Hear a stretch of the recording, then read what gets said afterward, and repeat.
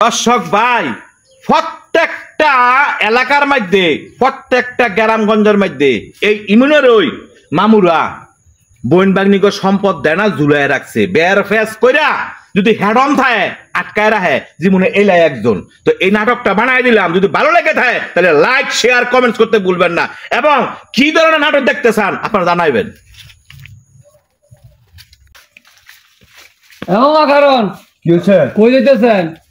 বাদর ভাই, তো আপনি তো বাজার দেন, আপনি রাইছি আপনি বাজার দিতেছেন গাঙ্গর দেখিয়া। আমার কে দেখেছ? আপনার কি লেগে আপনার মার দা আমার এরকম একটা অসুখ, আপনার কয়েকটা খবর পাঠাইছি বাড়িতে কয়ে গেছি মামানির কাছে।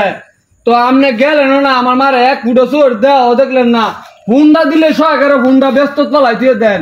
কি ব্যাপার এটা? কোন সময় তুই ফোন দিছ? এই কি খবর? তোমাকে আমি ব্যস্ত কথা বলছি একবার। তুই থাম, আমনে আর মিছা কথা কইেন না, বুঝছেন? আর মিছা কথা কইেন না। আমনে যেরমের আমার নানার অংশ খাইতেছেন, আমার মাই কি আমার নানার অংশ বানা না? আমার মাই কি টুয়া বাইরে হইছে? হ্যাঁ, টুয়া বাইরে হইছে।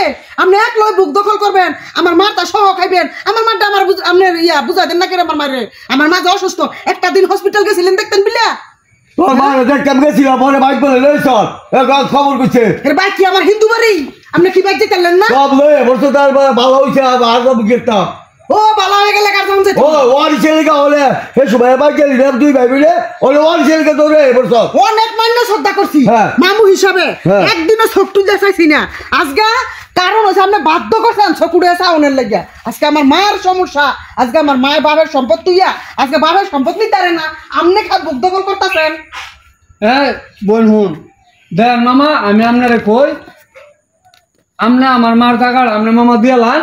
এই যে টিয়া পয়সা দা, এই যে বাউন্ডারি করছেন আপনি এইটাই করতে। এদিকে তোর মার টিয়া করছি রে, এই তোর মার টিয়া করছি। এই ঘুমাইন না, ঘুমাইন না, তুই আমার বাউন্ডারি দেশ খেলি বড় বড় ঘুমাইন না। এই যে কলা ক্ষেত, কলা আমার মার জায়গার মধ্যে কলা গাছ লাগাই আছে, লক্ষ লক্ষ টাকা আপনি ব্যস্ত আছেন। আমার মারে কি 10টা টাকা দেন? হ্যাঁ, দুইজন একটা গলা ছড়ি আর বড় বড় গলা ছড়ি আপনারা খান।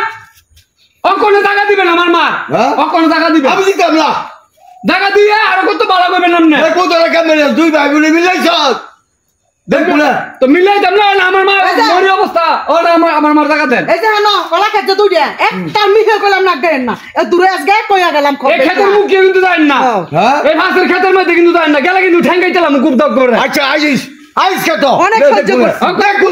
আচ্ছা তুই বুঝিস তো, তুই আগে ভাও কেটে যাবি, পরে বুঝিস। পরে বুঝতাম কি একটা দিনও অকনে টাকাটা দিয়ে মরতে যাইবেন। ও না, আমার মার অংশটা আমি লয়ে দেবো অকনে। তোর মারি কয়তো নাইলে আমি সমাজের মানুষ ডাক দিমু। তোর মারি কয়তো মার এই তো মায়ের মরি অবস্থা একবার গেছেন না, গিয়ে বন্ডারে গিয়ে দেখতেন কি পেয়েছেন আপনারা? তুই হাসপাতাল গেছি তোর বাইরে ভাই আমি কেতাম হাসপাতাল লইতাম না, আপনার গলায় কি হাসপাতাল লাগবো? খালি টিয়া হয়ে দিব তো ভালো হয়েছে লইছ। আমার মার টাকা দেন, আমি দিতাম না লাগতো না, জায়গা দেওয়ান লাগতো না ভাই, ভাই জায়গা দেওয়ান লাগতো না। একটা এই যে লাস্ট করে গেলাম, ভাগিনী আর ভাগিনী রইলাম না, ঠিক আছে? রইলাম না, অনেক অবহেলা করছেন। আমাকে কিন্তু বাপ নাই, আমরা কিন্তু এতিম। ইয়ার পরে আপনি আঙ্গ ভাই খেয়াল করছেন না, খেয়াল রাখছেন না, আপনাকে দেখশন করছেন না। এই যে কয়ে গেলাম, এই যে এই কলা ক্ষেত, সেই কলা ক্ষেত, ঠিক আছে? একটা কলার ছড়িয়ে কিন্তু কাটতেন না, একটা কলার তোর মার গালি দিল না, তোর মার হই তোর মা ইবালা তোর না কইছে এই গলা খেত আর এই গলা খেত যাইতো না, গেল কর সিরাম উঠায়। এই কলা খেত কি তোর মার রে ধরো না? আমার মার দেখো আঙ্গ তো খোতা বেশি। আইস কলা খেত। আরে আমি কি হইছে? আসসালামু আলাইকুম। ওয়ালাইকুম সালাম। কি হইছে? হ্যাঁ মার বলে দূর কলা খেত, খের মাই গালি ভাড়া আমার বাপ মা দিয়ে গেছে না। কাহা আমরা সুকমত কি হইছে? শুনেন, আমি আপনারে কই, হ্যাঁ আপনার কি লাগে না লাগে এটা তো আমি জানি না। আপনার তো আমি কই এলো হইছে আমার মামু। আমার মা এরকম একটা মরি অবস্থার মধ্যে মারে মেডিকেল, আমার বইনে থাকিয়া রাইতে থাকিয়া দিন থেকে আমার বইনে খারতাছে আমার ভাই তাই ইয়া এইলে মামু ইয়া এলার বাইতে মামা নিতে সহায়কার কয়ে গেছি, এলার পাইছি না দেখিয়া এলে একবার গেল না, মামা নিয়ে একবার গেল না। হিয়ার এলে ফোন দিলে, আমার বইনে ফোন দিলে নাম্বারটা সহকারে ব্যস্তর মধ্যে ফেলাই দিছে। অকনে আমরা আইছি, অনে মার চিকিৎসা তো করান লাগবো, তেমনি হোক মার সম্ভূতি আছে, মামুও বুক করে খাইতেছে। তো বুঝছি, চুপ করালা। তো আমি একটা কথা কই, আমনে হজ করে আইছে, ভালো মানুষ, সমাজের মধ্যে আমার দাম আছে, মূল্য দেয়।